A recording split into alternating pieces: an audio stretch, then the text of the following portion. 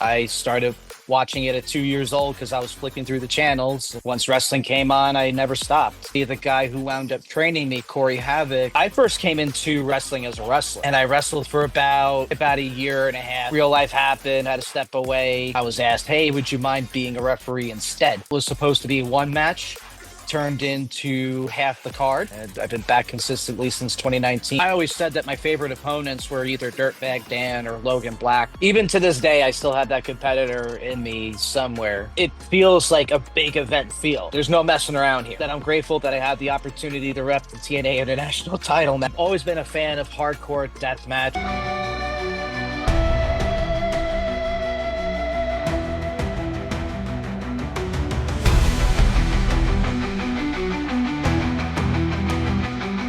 Ladies and gentlemen, hosted by Coach C, Chris Sanders, this is Best for Business.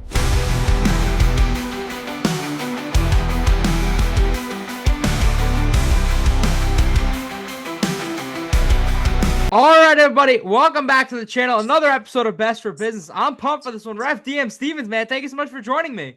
Thanks for having me. I appreciate the opportunity to be on with you. I'm pumped for this one. So when we talk pro wrestling, I'm curious for you right at the beginning, what was it about wrestling that made you want to be a part of it? That made me want to be a part of it. Well, because it's been a lifelong fandom of mine, you know. The story went, I started watching it at 2 years old because I was flicking through the channels, and once wrestling came on, I never stopped, and it just clearly never stopped. Yeah. So as I got older and was doing backyard wrestling with friends, I had met with a couple of independent wrestlers in the New Jersey area. Ultimately, the guy who wound up training me, Corey Havoc, was like, hey, I see that we would post our highlight videos of our backyard wrestling stuff on YouTube in its infancy. And he said, why don't you come down and actually train? Because you seem like you have an idea of what you're doing. And we'll try it from there. And from that moment on, and a couple of hiatuses in between, wrestling's been pretty much stuck with me ever since. Wow. So I'm curious when we talk first the backyard. What was your backyard wrestling name? Oh God, backyard wrestling named Killer X. Uh, Why that came up, why that happened, I don't know. mhm.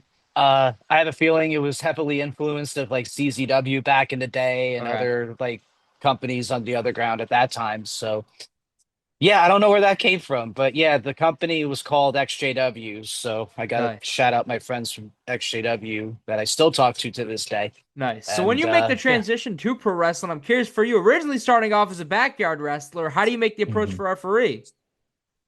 Well, I first came into wrestling as a wrestler, Nice. and I wrestled for I'll say about a year and a half, 2 years. Then, real life happened, had to step away, came back for a little bit, stepped away again, and then I was supposed to do a match for in memoriam of a friend of mine who had passed away, and I just couldn't do it. Like mentally, I couldn't do it, and I was asked, "Hey, would you mind being a referee instead?" And I said, "Sure, no problem. I can at least do that." Yeah. And that what was supposed to be one match turned into half the card, and then that was a good 2 year run for me there. And I've been back consistently since 2019. And quite frankly, I'm, very fortunate to, be able to do what I like to do still. So yeah, it's treat me good. When you talk your wrestling career, I'm curious, like, what were some of your most proudest or favorite matches from your career so far, you would say? That I wrestled or refed? Yeah, they wrestled I, first. I mean, I always said that my favorite opponents were either Dirtbag Dan or Logan Black. Logan Black is still wrestling out of the New York tri-state area. I believe one of his main spots right now is Blitzkrieg Pro. Oh, But yeah. yeah, those two were my favorites, Mhm.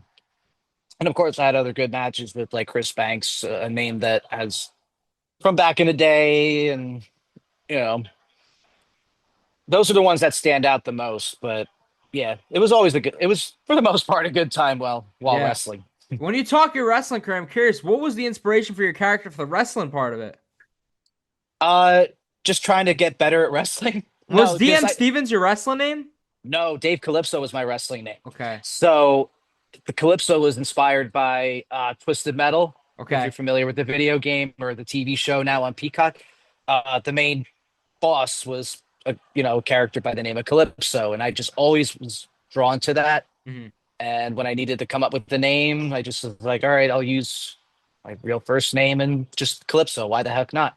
Yeah. So I did that and ran with it. There was really no character because I was so new. Hmm. I didn't really allow myself the time to really develop a character, and I didn't do as much to warrant it. So Yeah. yeah, it was just Greenhorn, happy to be here, and just let's do some wrestling. When you talk transitioning from wrestling to refereeing, was it hard at first to make that transition for you?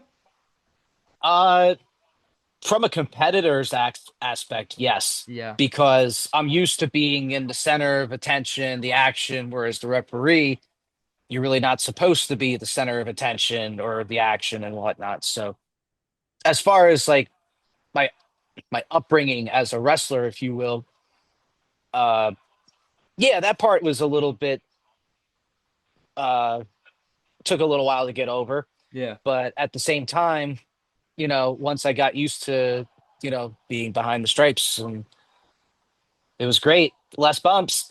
So that part of it was, was cool. But Nice. even to this day, I still have that competitor in me somewhere. So So I'm curious, is there ever going to be a day you take the ref stripes off and have another match? only time will tell. Nice, nice. Never say never, but Yeah. time will You're tell. Time will tell. nice. I'm curious when you look at your career, whether it's wrestling or refereeing, to you, what would you consider your first big opportunity in wrestling? Oh, Pro Wrestling Magic, working for Nice. them easily because at the time, uh, they had just come off like about I don't know about a year or two, a couple years prior to having Cody being there. Hmm. On his big independent run, and it was and it still is a hot place to be Yeah. right now in the independents. Um, at the time though, they were bringing like other bigger talents in, like Ace Romero was a regular over there, and they brought in talents like Buddy Matthews, and they brought so many. Yeah. Uh, that was my first real opportunity as a referee to get that chance to work with those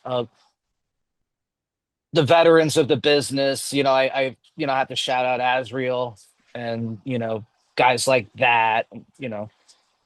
Because I always remember watching him with Jersey All Pro. Yeah. Getting into wrestling. So it's just like, oh, this is cool. Mhm. Just kind of getting my bearings in when I was getting back into wrestling in 2019. But uh, just the one that stands out in my head the most is Buddy Matthews versus Ace Romero. Nice. Because I had great opportunities with a lot of great talent. I mean, I was in the ring at one point with Crowbar, Cheeseburger. And I always took those opportunities and everyone that I had very seriously.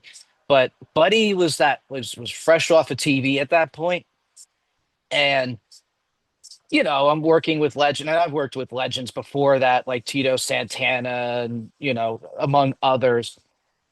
But to have somebody that fresh off of TV, as hot of a commodity as he was at that time, and the buzz he was bringing with him to every show he was working, that was like, okay, time to step up my game. Hmm. And quite literally from there, just it was just a snowball effect. Nice. When you look at your career, there's a few companies I want to ask you about. The first one, is there a UWA Elite memory that stands out for you? Them giving me my first shot to come back, April Wow. of 2019. That Wow. was that was the first company that gave me my chance to get back into wrestling as a referee, because this is where I will tout out for anybody who is thinking about it. I highly encourage you to go to therapy. It has done wonders for me. And never be afraid to admit that everybody needs a little bit of help. So if you're Mhm. thinking about it, just do it, because it'll greatly help you out. Because if it weren't for going back to therapy, I would never have even considered coming back as a referee or a wrestler or whatever, to be getting back into wrestling. And then it so happened the promoter Dave Swan needed a referee, and a friend of mine not in wrestling shared the Facebook post, and that was it. And I Wow. I believe I ref that whole show by myself. Wow. Yeah, no, but that was great. And that locker room, even to this day, whenever I get the opportunity, I love to work with them because they're just such a good group of talent. Um, yeah, it's just yeah, I'm grateful for that. That's like the one that really stands out for me Hmm. is the first opportunity that I got. I mean, Is there's there so a many match that along the stands way. out? Yeah, there's two. One is Brandon Kirk versus the Wretched Bows. That was one of the main events at the Essex County Fair, I believe, Okay. in 2019. It was in 2019. Like, just that match was like the hardcore match of the whole week because Hmm. they always have like a residency. It's for the week at the Middlesex County Fair. Sorry, Hmm. but I just remember that match being so intense. Yeah. Uh, and a spot where Bose pile drove Kirk from the ring apron through a table to the ground. Like Yeah. I was like, oh my god, I hope nobody's hurt, Yeah. but everybody was okay. But yeah, that match was awesome, especially with like hundreds of people there at Nice. the county fair. And then the second one was Jeff Cannonball and I can't remember the opponent's name, but it was at a private party and it was a disaster because nobody really liked wrestling. Okay. And like towards the beginning of the match, an ice cream truck pulls up and everybody's attention is taken away from the match to the ice cream truck and just it, Jeff just called it from there a bunch of bullshit and like all right, they're distracted, let's just do this. Yeah. So yeah, no, those stand out the most at UWA Elite, of course. Nice. I'm curious for you when you talk about your career, how does Evolve happen for you? uh a lot of people hyping me up Okay. because back when Evolve was running as its own independent company, they would do the seminars, around the country at their Yeah. shows. And there was one happening in Brooklyn, also in 2019, Hmm. in October, actually, October 2019. And Adam Cole was the seminar. And people are like, you should go, try this out. And I'm like, I don't know. I don't know if they're really looking for referees, but they're like, dude, just do it. Like, what's the worst that can happen? So did the tryout, or I was refing. There were three of us there for the tryout, or for the tryout rather. There's three of us for there. I worked the most matches because one got pulled for the last one because I guess they wanted to see me with these two specific talent, which Hmm. was really cool. And right before the show was about to begin, a couple hours prior, we were all pulled aside, and I was told that I was working that match, and I worked Evolve 140 opening match, Sean Maluda and Colby Carino versus Kakoa and Mike Verna. Wow. Yeah, and that was at the time when like Maluda and Kobe were in like the big angle with like the stable that was headed by Eddie Kingston. So to have him screaming at me ringside was kind of intimidating because it was just like, oh, I hope I'm not doing anything wrong. Yeah. But yeah, no, that's how that came about, and it Nice. was a really great learning experience all around. Yeah. Yeah. When you talk your resume, I'm curious for you, another big company, GCW. How does this one Mm, happen? another happy accident, and Nice. this is where people are like, go help out at these shows. Set up the chairs, set up the rings, do whatever they ask of you to Hmm. do. In the meantime, because people will notice, and that's kind of, I guess, how it happened. Because there was a shift in the senior referee position at the time in which I was, because then I worked for a company called Hybrid at the time, also running out of the carousel room during a part of like the big GCW weekends at the Showboat in Atlantic City. And then I got the opportunity for JCW, the sister company, Yeah. and then I got an opportunity at GCW because I was only working JCW that day. Hmm. All right, put this on, you're going in for one, and I'm like, all right, let's go. Nice. What was the GCW match you had? Oh God, it was SGC at the time of Matthew Justice, AJ Gray, and Mance Warner, I believe, Yep. against Ninja Mac, Jimmy Lloyd, and I forget the third person's name off the top of my head. But Nice. that was the first one. And if anybody back in the day, I say back in the day, it's really not that long ago that it closed down, but the carousel room where they used to hold the shows, I mean, that room by itself was magic. I mean, Mhm. the acoustics were set up right, and just what an environment to watch pro wrestling, to be honest. Yeah. Even now where they run at the terminal, I mean, I haven't been at that specific spot in a couple of years, but even then, it's just like there's something about the Showboat and Atlantic City weekends that people get hyped up for, and it just makes it that much more like, okay, this is really cool. Yeah. Well, I'm curious for you when you talk about taking breaks during the pandemic for you. Was pro wrestling the goal when the pandemic was over, or how did you handle it for you? I just took as much time as I needed, Yeah. or as I was comfortable with. Then once I was comfortable with it, I was roughing in a mess for about a year or so. Yeah. Then one day I just was like, all right, this is enough, and then did that. And it took people about 3 months to figure out who I was because I wasn't wearing that thing anymore. Wow. So no, but I wanted to get back out to it, but I Mhm. wasn't like desperate to, you know what I'm saying? I Yeah. took my time. Yeah. I'm curious for you when you first come back, when you're refereeing, is there no fans in the crowd?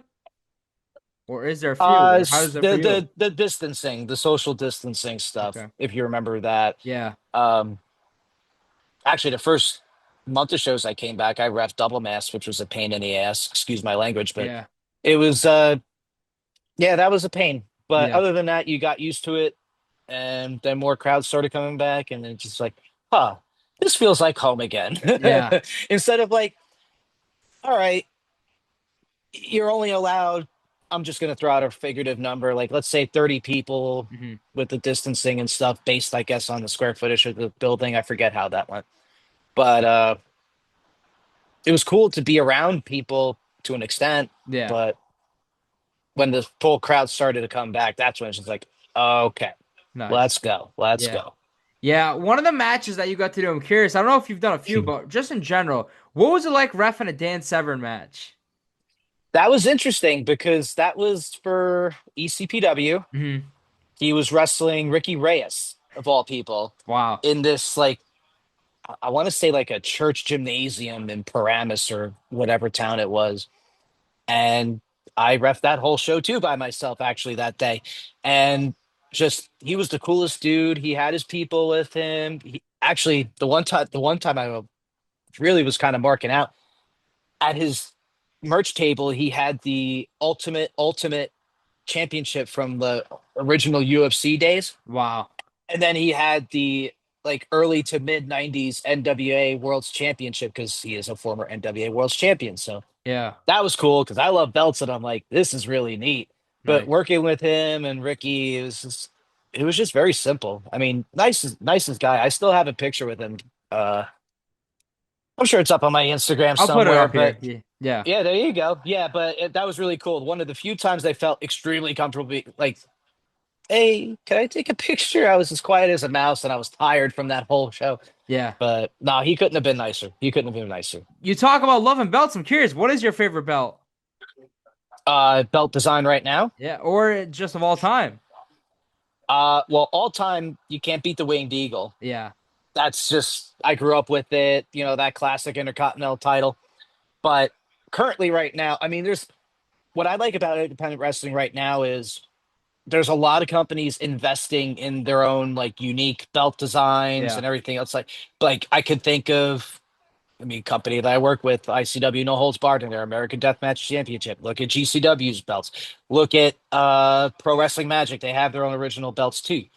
Uh, and they're all really very nice. I Hmm. mean, even looking at Dreamwave out of Chicago, those are nice too. Yeah. But my favorites right now currently is the ETU belts, the Key to Nice. the East Championship and the Atlantic Tag Team Championship belts. I mean, those things they're all heavy. It's got to be like 50 pounds worth of gold, silver, and platinum within those things. Yeah. So yeah, no, those are my favorite looking belts Uh, currently on the independents or the ETU ones. yeah. When you talk the independents, there's one company right now, brand new, but has been killing it. For you, what is it like to be the senior official for PWJ? And what were your original takes on them originally? Because I've at known first, maybe people would have thought it was another indie out of the Mecca, but they've been killing it. They've really been killing it. Actually, it was announced today that the Judas Icarus Jackson Drake match is now going to be for the the Prestige World Championship, which Insane. is really cool. Uh, I mean, I've known Gilbert Kevin for a while, Hmm. you know, and when he was telling me this is what he's going to do, I'm like, all right, cool, I'm in if you want me. And he's like, yeah, definitely. And first show, you never know what to expect with Yeah. these things, even though you may know the promoter's like attention to detail, which he does have. Yeah. And just walking into it, I forget who I was talking to, but I'm looking around and they're like, you're all right. And I'm like, this is amazing Yeah. because it feels like a big event feel. Like some shows, like they try to hype it up, big event. And I get, like you said, it's just another show at the Mecca. This one was like, okay, there's no messing around here. And first show was great. Second show was great. I really can't wait for the Damaged Goods 3 coming up. Mhm. And I got to shout out that I'm grateful that I had the opportunity to rep the TNA International title Tell match me about because that, because that experience must have been unreal for you. I couldn't believe it. I mean, this is one of the times where I'll be like, okay, this is really cool. So, yeah, that was talked about for a bit. Hmm. And then, of course, me selfishly, I'm like, I really hope that he doesn't lose the belt at one of these pay-per-views that they have because I would have been so upset. But no, Steve Macklin is awesome to work with. Griffin, kind of seeing him from when he started to where he's getting his opportunities right now. I mean, this was definitely an earned opportunity for Griffin, and Macklin is on a roll right now, not only with, TNA and the International Championship, but every opportunity he's been getting as well. So to Yeah. be in the ring with those guys and, it that match brought out the best in everybody, I feel. And like I said, I'm just very fortunate to have been able to actually experience it for myself. So Nice. hope to do it again sometime and maybe, you know, maybe at one of their shows. Who knows? Yeah, that'd be sick. That would I'm be curious. great. When you talk about Griffin McCoy and seeing his rise, obviously from you being around that scene, is there anyone else that you've got to basically see from their day one in wrestling to where they are now? Vinny Pacifico comes in mind. Nice. Nice. Quite literally did a battle royal his first match. And to see his opportunities that he's getting right now, world traveled wrestler, Yeah. and he's killing it. Um, Ryan Clancy is another one. I love it. Yeah, no, Clancy, he just had his Japan tour and all that stuff. So really great to see the stuff that he's doing right now. Hmm. I'm trying to think of other people. I mean, you look at Griffin McCoy, Jordan Oliver, all those people, like, Yeah. Young, Dumb, and Broke. Trying to think of others that like would really Isaiah Wolf, another Nice. one, you know, he's killing it right now as well. Yeah, there's a bunch. Yeah. I mean, it's really great. It's really cool because in the time that I've been back since 2019, I mean, I've repped retirement matches, I've repped debuts, it's just like, and then you see these people progress as they go. It's just like, oh, this is really cool. Yeah. Yeah. When you talk about companies out of the Mecca, I'm curious for you, one Mhm. company that started off brand new, Respect. So for you, what is it Mhm. like to be a part of them? Ray has his vision for pro wrestling. The first Yes, he show, does. very special. So for you to be a part of it, what was that like?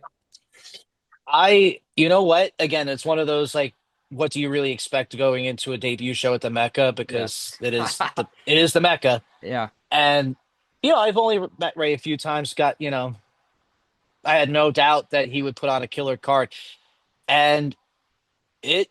I don't know, even I didn't even really have any expectations. Like, all right, cool, this is great. Like, I'm happy to be here to work this show, Mm, meet a few new people, and I don't know what expectations I had, if any, but it definitely exceeded it. nice. And it was a really great show. He has the next show coming up soon, Yep. November, I believe. And it's already looking to be a stacked lineup. I also want to shout out Joey Conway from Nice. that card, wrestled Yoya. I I just like, oh, I need to see more of Joey Conway come around. So Nice. Shout out to Joey. But yeah, no, being a part of respect and to officiate the inaugural women's championship match with Sammy Chaos and Gabby Forza, that was really cool. I was really happy to be a part of that one too, because both of those women are absolutely excellent. And they brought it that day. They Yeah. absolutely brought it that day. It's really great to have been a part of something like that. Yeah, I'm curious for you being a part of something. What was it like? I was looking on social media. Were you a Mhm. part of a film, White Knuckles film? I was. Yep. White Knuckles film. That was a last minute kind of deal because they wanted to get a referee for the film. It was a Okay. student film. And I believe the original referee that was asked couldn't do it. So they asked me, and I have a theater background also, which I don't really, put out there too much. Not that I'm Wow. ashamed of it, but it's just something that really doesn't come up. Mhm. But I have a theater background too. I've done another independent film called Broker 2, where they actually filmed where I'm sitting here conversing right now with you. Love it. But yeah, like why not? It's basically new to me again. Why not try it? Oh, I loved it. The the crew treated everybody like gold. All the hands on deck were excellent. No job too big or too small at that, but everybody was helping one another out. Uh, the actors were great. Mhm. So I can't wait for that thing to be filmed and then it comes out. Mhm. So, or not, sorry, to be edited, to be finished, edited, Yeah. and then come out. Yeah, no, I'm looking forward to it. It's fun. Yeah. When you talk about having a theater background, I'm curious, what were like your original goals? Was theater relating to pro wrestling, or what were your original goals with it post school? I was with somebody at the time that was into theater. Okay. Nice. It's that simple. But Yeah. I figured try it, right? Nice. And I tried it and it was fun. I was an extra, what was it? It was a community theater, so I was an extra in Oklahoma. And then what was my character in Greece? Oh, I was one of the main four. nice. Not Kinnick, not Zuko, not Danny. The fourth one. Okay. What's I the know. name? Yeah. I'm drawing a blank. Um, but yeah, I did that. Nice. So I don't know. It was kind of cool to act again. But now, like, not live on stage, whether it be Yeah. performing in the ring or on stage for a theater production. But all right, action, cut. All right, let's try this again. Like it was really great. And Gianna, the director, was really great. So yeah, I Nice. can't wait for everything to come out with White Knuckles. But yeah, that's my theater background.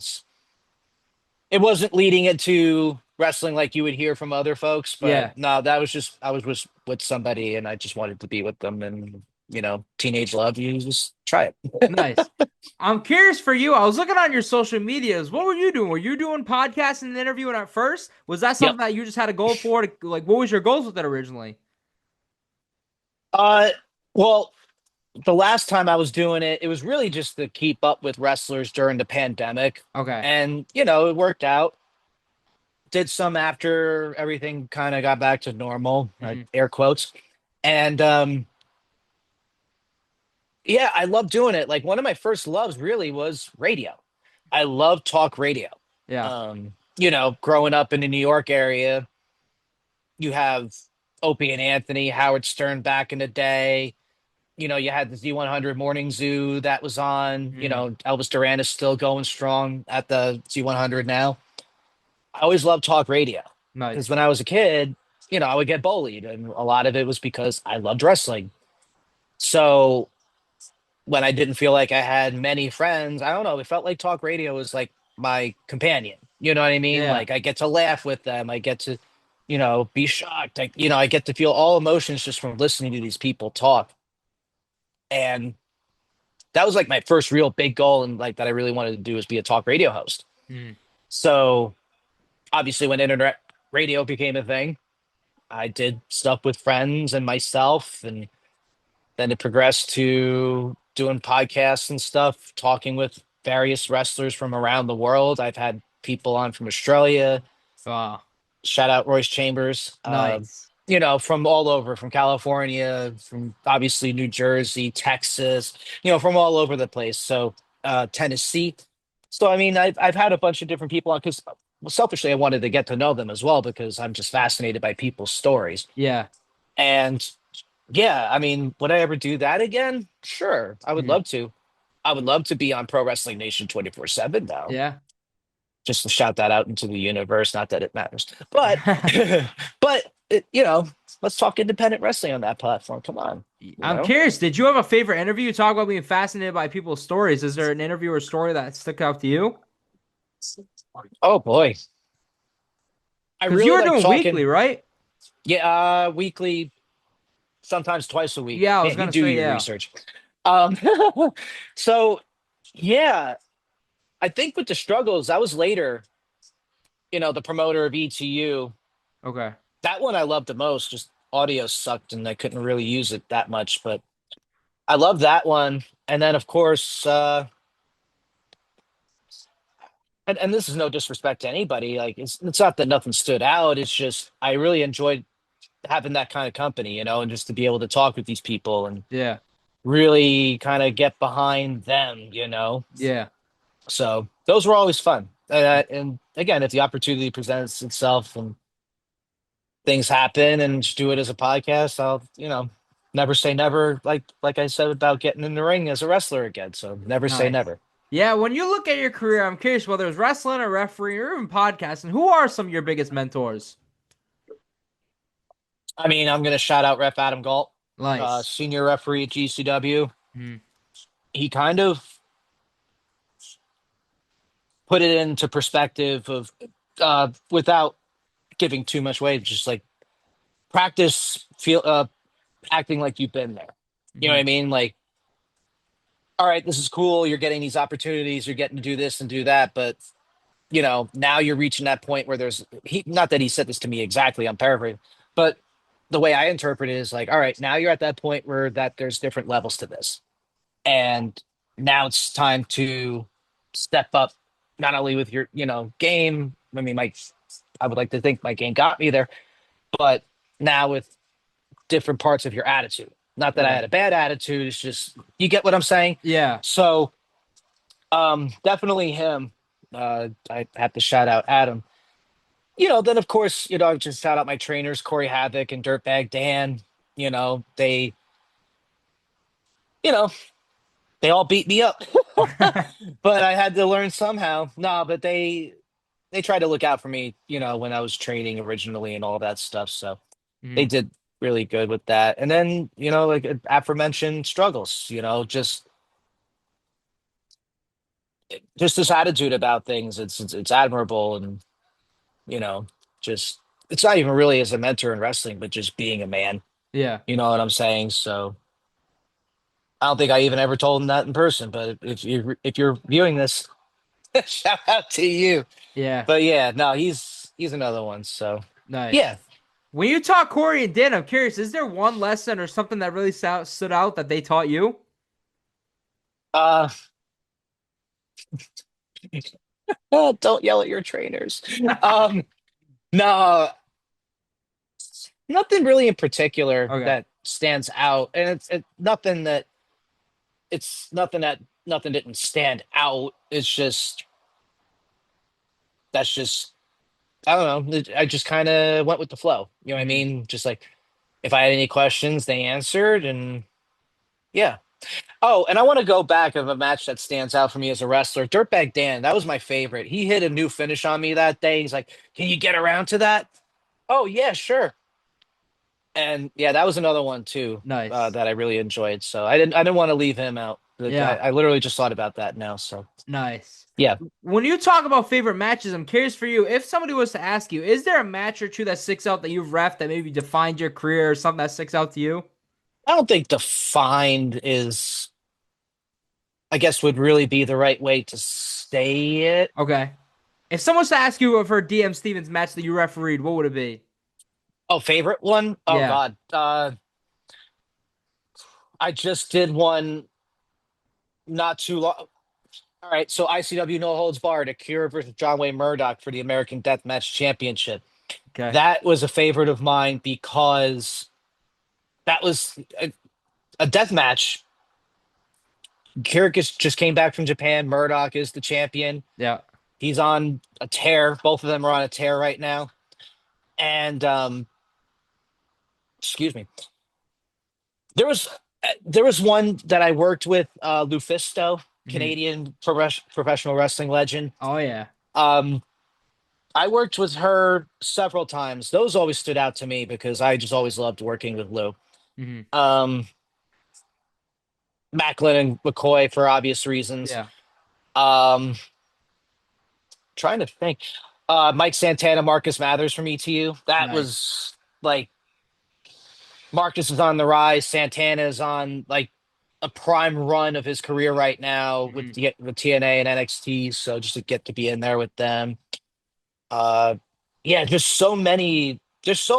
Like I hate Yeah. even naming some because I know I'm going to leave a few out, Yeah.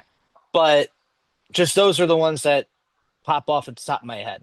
Yeah, I know you talked about earlier when you were wrestling, there was some inspiration for a backyard, I think, for CZW, but I'm curious, have you always been a big like deathmatch or hardcore fan?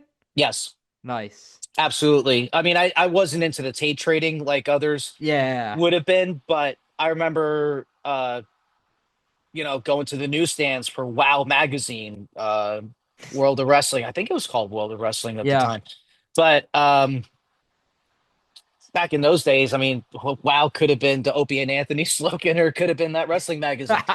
But but yeah, I mean, that's where I first got to really know CZW. Then I'm starting to look things up and like, oh my God, things in Japan. And then, oh my God, there's this. Oh my God, there's that. So yeah, I've always been a fan of hardcore death match. I mean, ECW, obviously. I mean, my mother, God bless her soul, would order uh pay-per-views for me, ECW, and Yeah. that was brutal at the time. Then when I found more things that are more violent, it was a no-brainer to graduate to that, right? Yeah.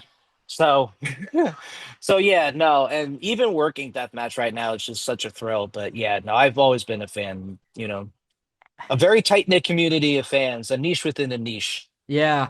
I'm curious when you look throughout your career, is there one or two moments that you would say are like your biggest test of your career? Um, Probably the Buddy Matthews Ace Romero match that I mentioned before. Nice. Because again, like I've worked with Crowbar and Cheeseburger. Like Cheeseburger wrestled at Madison Square Garden, Yeah. for a Ring of Honor.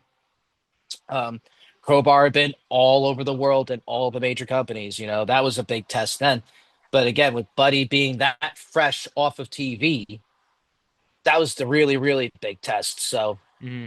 that would be the big one for me. And then of Nice. course Iron Repping ICW coming up a full deathmatch show. So that was a big test because I wanted to be more a part of deathmatch, and here you go. Yeah. Sink or swim, son. And Yeah. yeah.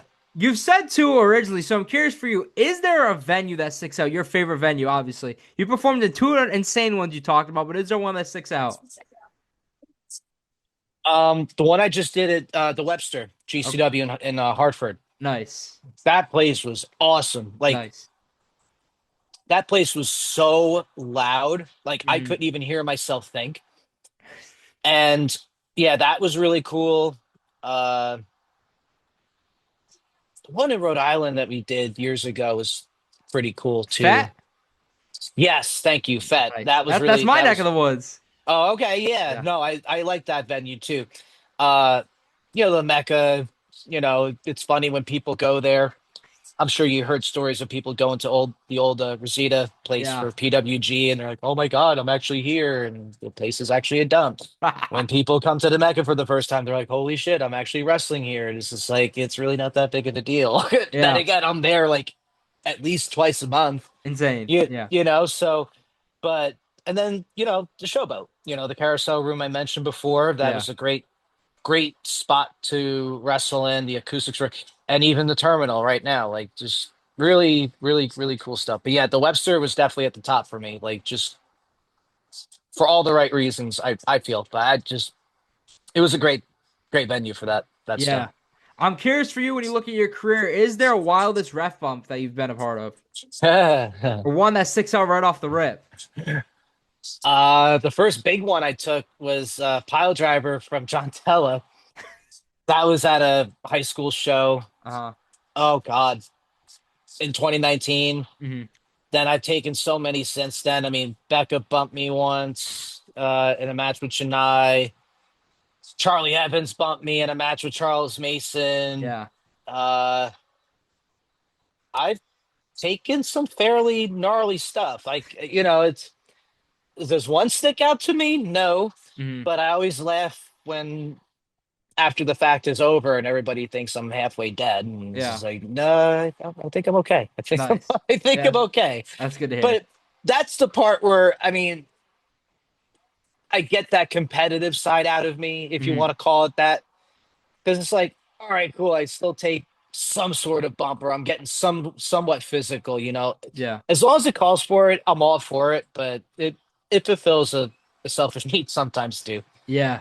You've been killing on the scene. I'm curious for your career. Do you have any goals right now, or you're just doing it because you love pro wrestling? Uh, on the indies, I mean, of course, there's places I want to go. Mm-hmm. Unfortunately, one I had to kind of turn down because I had a prior commitment that day that would have required more travel, Mm-hmm. which would have been perfectly fine. But it was just like the timing is so bad. But Yeah. I have my passport. Nice. I want to go around the world. Japan's obviously a goal. The UK is a goal. Yeah. Canada is a goal. I mean, any other places that I didn't think I would want to wrestle, because I don't think of it off the top of my head. I mean, I'd love to go to Germany, you know, Yeah. how, of course I say that, but who knows? Like, Yeah. who knows where wrestling will take me. And of course, my big goal, I don't shout this out too much, but my big goal is TNA. Nice. That that was other than ECW and WCW, that was like the first real alternative when like my fandom was shifted. You know Mm-hmm. what I'm saying? Like, Yeah. not that I was like a smart fan, but once I kind of knew a little bit more with wrestling, or I thought I knew more because of like online publications and everything, Mm-hmm. that was like the first time I really like had a deeper appreciation for the alternative after ECW and WCW closed. Yeah.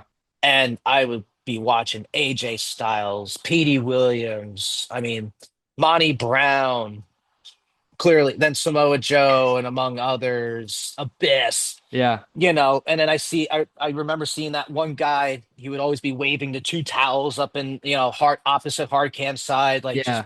hyping everybody up. Like, there's, of course it's like that kind of opportunity, but there's more meaning to it, at least for me personally, Mm-hmm. that I would like to hopefully be afforded that opportunity, and that's like, I mean, of course, if I, any other bigger company, like if I had the opportunity, then yeah, sure. But the Yeah. main goal for me, like if I were to have my vision board, which I don't, I probably should, would be TNA. Nice. That's the place. If I had my way, I would really like to be. Nice. Well, DM Stevens, I want to thank you for joining me. However, I've ended every interview the same now. The day we decide it's all done in wrestling, which isn't happening anytime soon, but the day we decide it's all done, whether it's wrestling or refereeing, what do you want your legacy in pro wrestling to be? That I loved wrestling. Mm-hmm. I treated people as I wanted to be treated myself. Yeah. And I guess that's it. That's the short of it, I Nice. don't think about legacy too much right now because I'm in it, Of and course. again, in my role, you know, I don't know. I might be selling myself too short, but I'm in it right now, so I don't know what I would quite want my legacy to be other than I treated people well, Yeah. and that I treated people well, that I was reliable, and that I loved this. Nice. Well, DM Stevens, I remember reaching out to you, reached out right away. Thank you so much for doing this. I appreciate it. Thank you for having me on. I really enjoyed this, and Thank you. yeah, good luck with everything. Thank you for doing this, and thank you everybody for watching this episode. This was Best for Business. Thank you for watching this episode of Best for Business. Don't forget to like, comment, and subscribe. Until next time, because this is Best for Business.